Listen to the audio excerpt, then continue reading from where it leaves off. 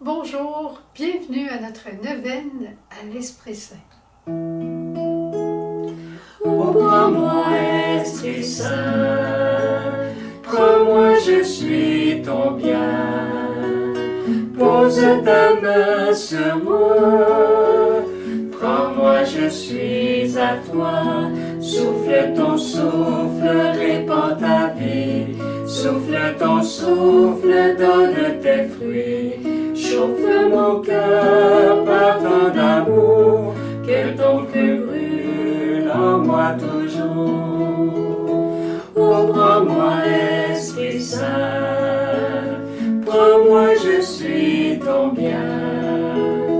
Pose ta main sur moi, prends-moi, je suis à toi.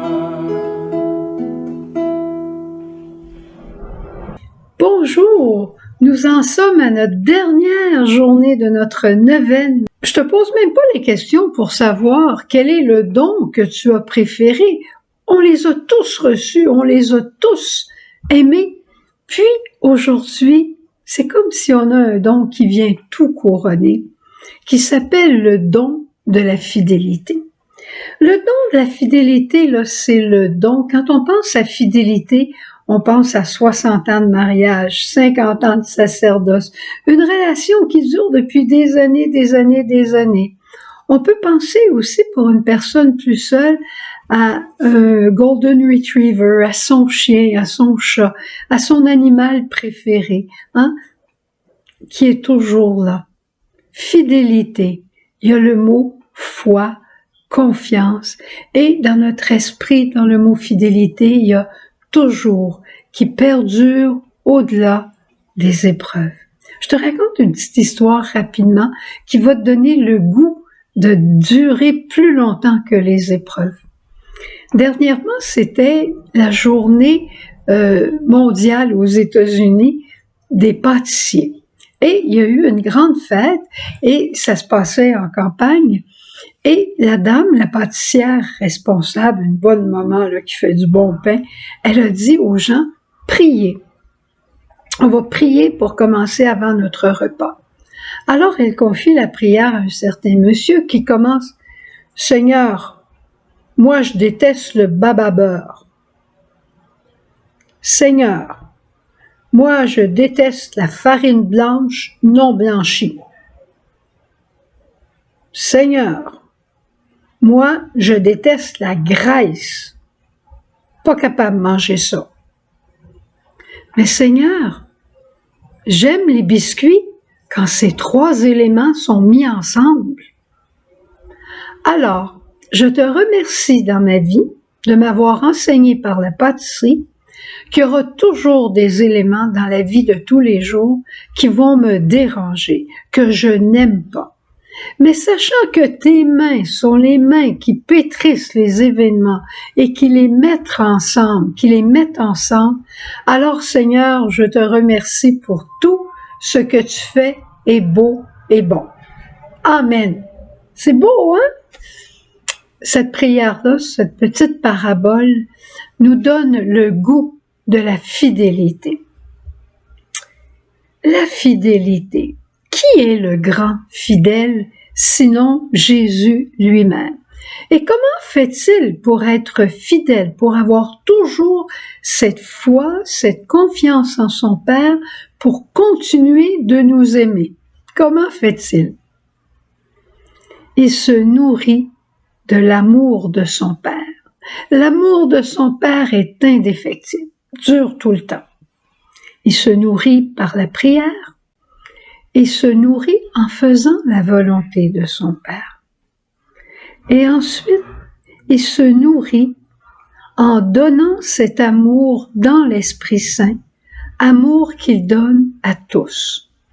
Elle est simple, sa recette à Jésus. Il se nourrit de l'amour du Père et cet amour reçu par la force de l'Esprit, il la porte, il la donne et après, il revient à l'intérieur vers le Père, lui demande encore cet amour et il continue de la donner. On pourrait regarder la Vierge Marie aussi, La Vierge Marie, qui a aussi été la femme fidèle. Comment a-t-elle été fidèle? Pourquoi a-t-elle été fidèle? Pourquoi a-t-elle cru en Dieu tant que ça? Parce que sa fidélité se nourrissait de l'amour de Dieu. Elle le regardait, elle l'aimait, elle le priait, elle lui faisait confiance. Et sa fidélité grandissait.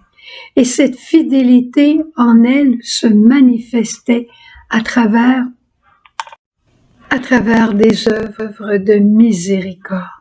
Elle faisait des actes de confiance. Ta cousine Élisabeth est enceinte?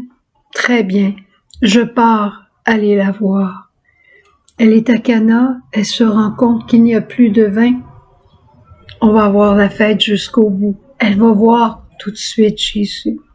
Elle est sur le chemin de croix de Jésus. Elle sait que son fils, c'est le Sauveur. Elle aurait bien envie de l'enlever de là. Mais non, Jésus doit aller jusqu'au bout, en fidélité. Que fait Marie? Elle l'accompagne, elle reste avec lui, elle le regarde, elle le soutient de sa foi. Tous des gestes de fidélité. Et nous, c'est notre tour d'être fidèles jusqu'au bout, à notre alliance de mariage, à notre alliance sacerdotale, à notre alliance d'amitié et toute forme d'alliance. Comment être fidèle jusqu'au bout, sinon en faisant comme Jésus et Marie, en nous nourrissant de l'amour de Dieu, en priant, en allant supplier, en pardonnant, en recevant pour soi le pardon de Dieu et en pardonnant à l'autre. La vie sacramentelle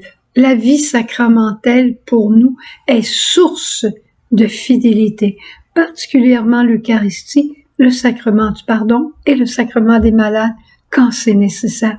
On a une source inépuisable dans les sacrements pour aller jusqu'au bout de notre vie sous le souffle de l'Esprit. Et c'est fort de cet esprit de fidélité qui va fondre sur nous demain. Aujourd'hui, il fond encore sur chacun de nous, mais demain, il va fondre sur nous comme ensemble. Et nous serons un ensemble, une communion, une église fidèle jusqu'au bout, en vivant, en nous donnant, en manifestant l'amour de Dieu à nos frères à travers des œuvres de miséricorde. Allons demander cette grâce, nous en avons besoin.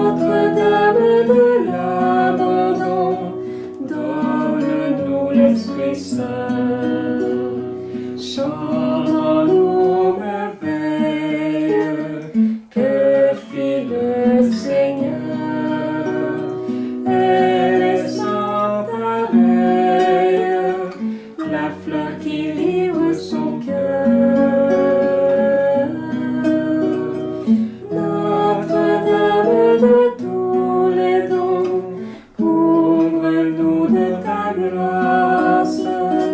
Notre-Dame de l'abandon, donne-nous l'esprit